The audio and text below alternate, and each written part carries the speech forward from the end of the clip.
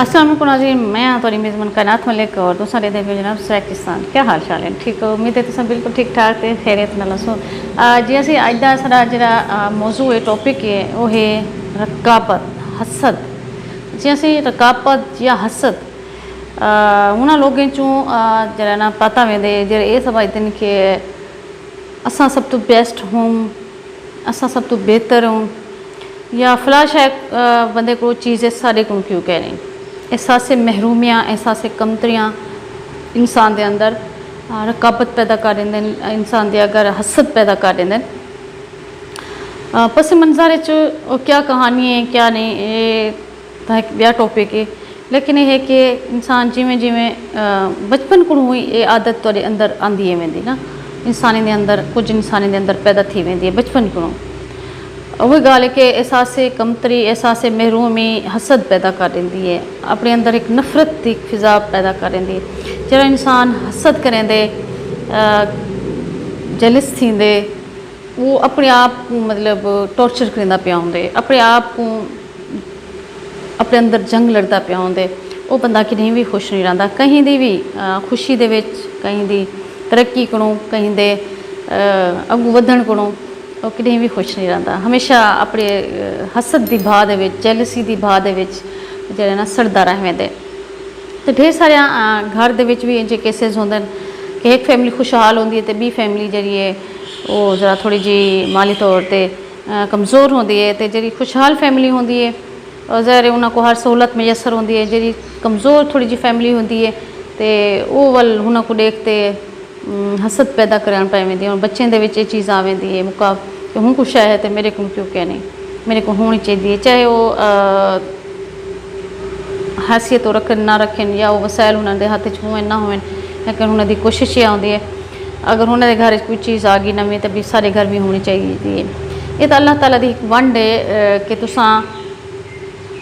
Risk जो है ना वो अल्लाह ताला कहीं को दे दितेस, कहीं को थोड़ा दितेस। वल एक मसलियत भी है, मतलब एक मेहनत भी होती है कि एक इंसान जरा ना मेहनत करेंदे और हूँ दाएं बैं नहीं देता, अगू पिछू नहीं देता, वो अपनी हूँ मंजिल तक पहुँचना होंगे, उनका एक गोल होंगे कि मैं ये सारी चीज़ा अचीव करने, मैं भी वो जिंदगी की हूँ दौड़ दे विच हूँ कंपीटीशन चूँ अगू निकलने कि मेरे को सारे सहूलत हो, दौलत होवे, शोहरत होवे, इज्जत होवे, घर बार होवे, गाड़ियाँ होवन, बंगले होवन, बैंक बैलेंस होवे, तो उनके वास्ते मेहनत करनी पौंदी है। और मेहनत जरिए वो इंसान अगर ईमानदारी नाल करे, वो शार्टकट रास्ते की बजाय वो अपने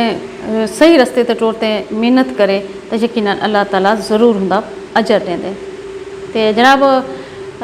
इवें ही कारोबारी हवाले नाल भी तुसां देखो कि रकाबतां पैदा थिया वेंदियां कि जनाब उहदा कारोबार क्यों सब तो ज़्यादा अगू वेंदा पे, मेरा क्यों घट है, या ये बंदा अज मेरे को कम करेंदा हा, मेरी दुकान ते कम करेंदा, मेरा नौकर होंदा हा, या मेरे तले कम करेंदा हा, मेरा कारीगर होंदा, अज वो अगर हूँ अलग दुकान ला गई दी तो हुंदा इतना टॉप ते क्यों वेंदा पे कारोबार, मैं उथा क्यों हाँ, तो क्यों ना हुण हिन को डिग्रेड किया वने, हिन को नुकसान पहुँचाया वने, हिन को हिन को जरा ना माली तौर पर कमज़ोर किया वने। तो इन किस्म के हरबे थींदे रह वेंदे। मैं छोटी जी एक मिसाल सां, एक बाल हा दर्जी का कम, दर्जी को बैठा कम सीखता हा, कारीगर हा,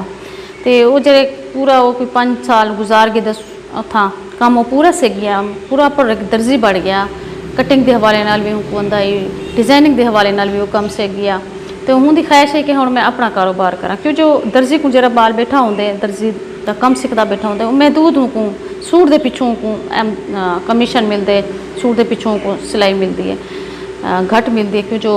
जरा दर्जी बैठा होंगे, जरा अपनी दुकान लीती बैठा होंगे, जरा मशीना लीती बैठा होंगे, जी बिजली जरा ना वलेदा बैठा होंगे, दुकान का किराया होंगे उनका,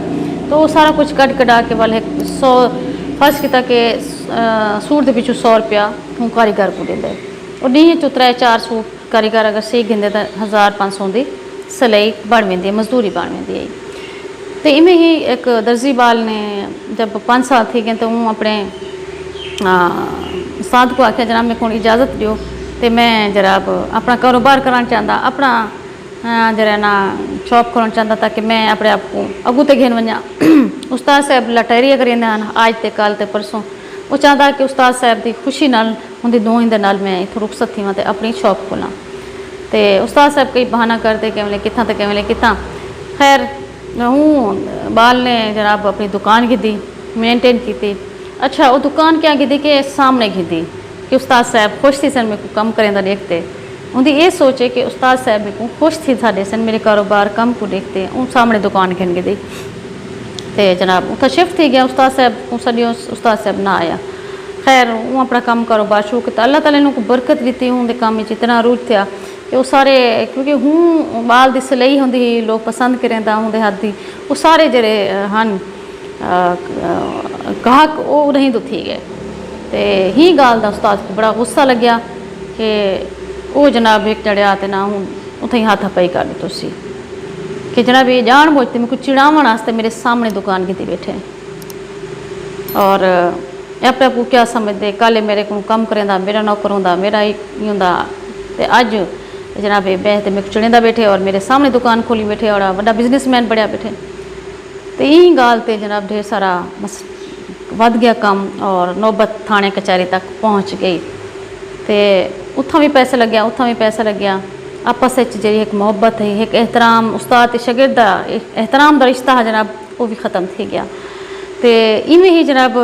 ये रकावत जड़े हैं छोटे छोटे रकावत के जनाब ये अपने इखलास ते अपनी मुहब्बत नाल जनाब ये इंसान जरा ना अपना एक जा मकाम बने दे जाह बने दे इवें एक बर्दाश्त पैदा करो और एक बे को बर्दाश्त करना सीखो एक बे को दे नाल अच्छी तरह वक्त गुजारना सीखो मुहब्बत वंडो ना कि नफरत वो उस्ताद शागिर्दी वाला रिश्ता भी एक अजीम ते मोहतरम रिश्ता है जो ये उस्ताद दे पढ़े हुए शागिर्द जरे बाद दफ़ा उस्ताद को अगू ना पैदा कर वेंदे लाजिम नहीं कि सिर्फ उस्ताद का ही वो रुतबा वो ना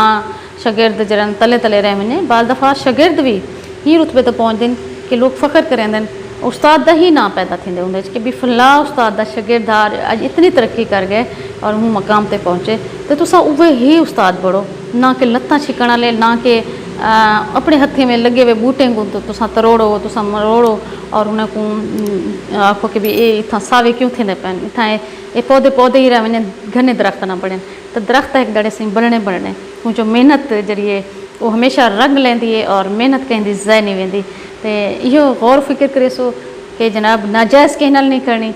और बर्दाश्त कराने का मादा रखो जेलसी हसद कट छोड़ो मुहब्बत वंडाओ ज़िंदगी डूचा जड़े दिए और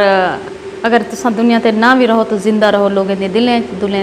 लोगों की दुआई दे विच। तो इन किस्म का अपना किरदार बना वनो दौलत शोहरत नाम मकाम कोठियाँ गाड़ियाँ सारा कुछ इत्थे ही रह वने सारा कुछ इत्थे ही रह वने कुछ नहीं चाहते वने खाली हथी वेसूँ और जब अल्लाह के हजूर वनते अपने हक हिसाब ॾिसूं तो कम अज़ कम सारे गिरबान उन्हें लोगों का हथ ना हो जिन्हें नाल असां नाजायज़ की है जिन्हें असां हक खाधे जिन्हें नाल असां नाजायज़ जुल्म किए ज़्यादती की है और एक रहम दिली सिला जरा ना वो रहमी इंसानी नाल मोहब्बत इंसानी नाल रहम और हर इंसान नाल जरा के तोरे को घट है तोरे मतलब कमज़ोर है या वो तारी इज्जत करें दे एहतराम करें दे हर इंसान नाल रहम करो सिला रहमी का जरा ना बहुत बड़ा सवाब भी है उनका अजर भी है। तुसा अगर कहीं नाल अज रहम दिली का मुजाहरा करे सो सिला रहमी निकले सो तो कल को तारे नाल भी वही सिला रहमी थी वैसी क्योंकि ये दुनिया वो ज़मीन है इंदे ही ज़मीन दे जेरा भी तुसा बिज रहे सो हुंदी फसल चैसो मुहब्बत की फसल रह सो तो मुहब्बत की फसल चैसो नफरत की फसल रह सो तो नफरत की ही फसल चैसो नफरत की फसल रहा तो बिज रहा तो तुस आखसो कि मैं मुहब्बत का फुल पटा तो यह नामुमकिन है जनाब मुहब्बत का ही बिज रह सो तो मुहब्बत का ही फुल चैसो तो जनाब इवें ही नफरतें को मिटाओ मुहब्बत वंडाओ और मुहब्बत नाल ही जिंदा रहो तो हिंदा रहन का मज़ा भी ब्या कुछ और है इंशाअल्लाह तुसा भी सुकून करे सो तो आपको सोहनी नींद भी ऐसी कि मैं आज कहीं ना कोई ज़्यादती नहीं करते आया कहीं ना कोई हक नहीं मारते आया और अल्लाह दे अगू सरखूँ तो अल्लाह दे बंदे दे अगू सरखूँ जनाब इहदे नाल ही कायनात मिले को इजाज़त।